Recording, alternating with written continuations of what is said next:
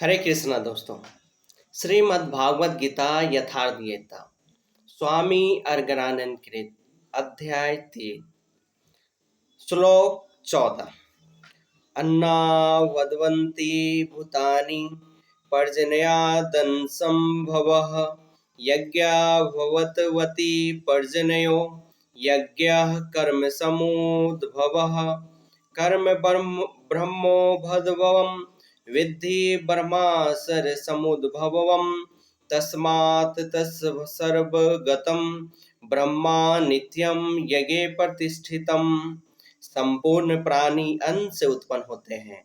अनम ब्रह्मोति व्यजानात्। उपनिषद अन्न परमात्मा ही है। उस ब्रह्म पीयूष को ही उद्देश्य बनाकर प्राणी यज्ञ की ओर अग्रसर होता है। अन्न की उत्पत्ति वृष्टि से होती है, बादलों से होने वाली वर्षा नहीं अपितु कृपा वृष्टि।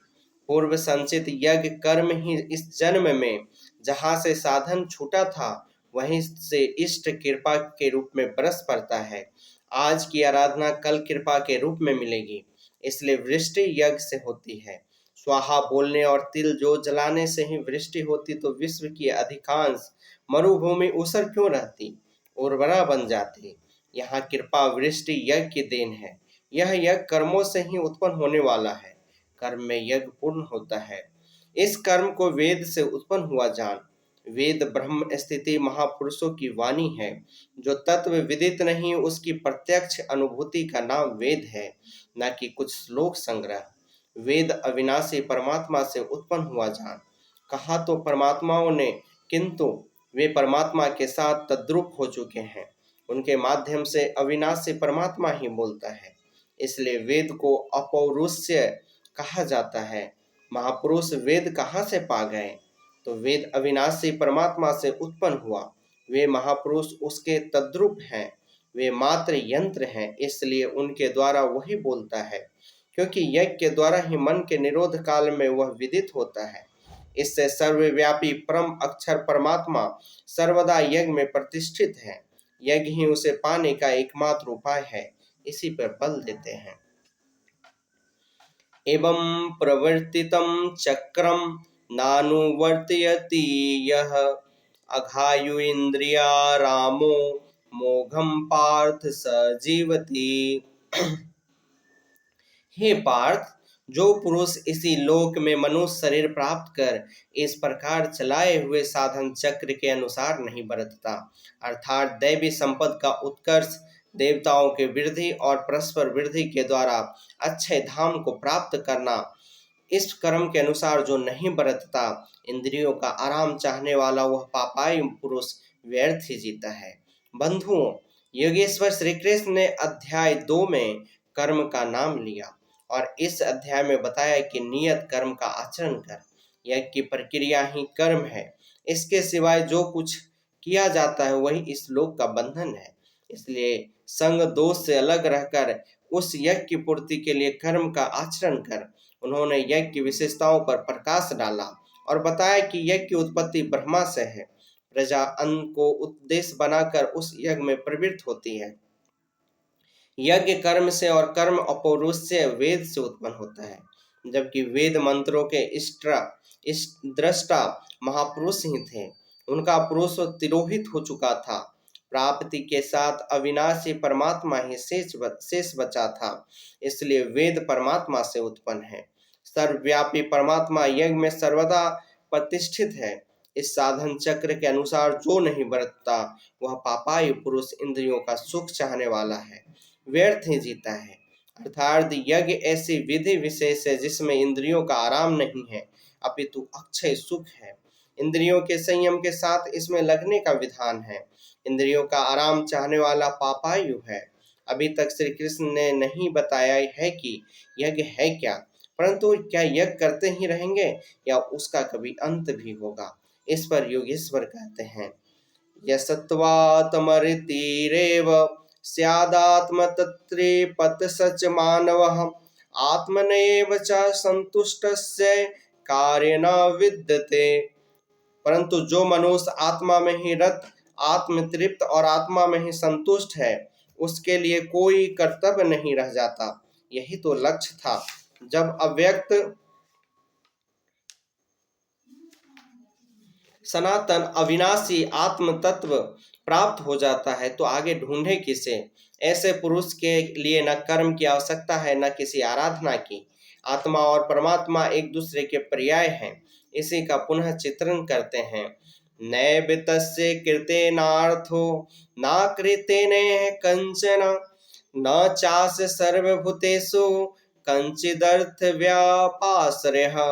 इस संसार में उस पुरुष का कर्म किए जाने से कोई लाभ नहीं है और न छोड़ देने से कोई लाभ हानि है, जबकि पहले आवश्यक था।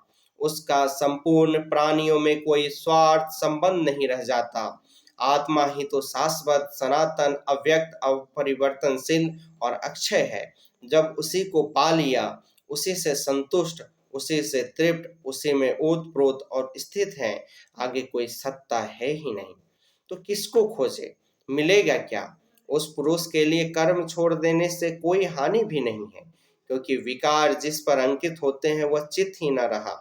उसका संपूर्ण भूतों में बाह्य जगत और आंतरिक संकल्पों की परत में लेस मात्र भी अर्थ नहीं रहता। सबसे बड़ा अर्थ तो था परमात्मा। जब वही उपलब्ध है तो दूसरों से क्या, उसका क्या प्रयोजन होगा। तस्माद् सक्तः सततम कार्य कर्म समाचर असक्तो हास चरण कर्म परमापनोति पुरुषः। इस स्थिति को प्राप्त करने के लिए तू अनासक्त हुआ।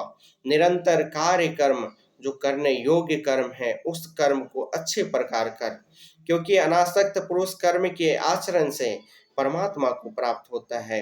नियत कर्म कार्य कर्म एक ही है।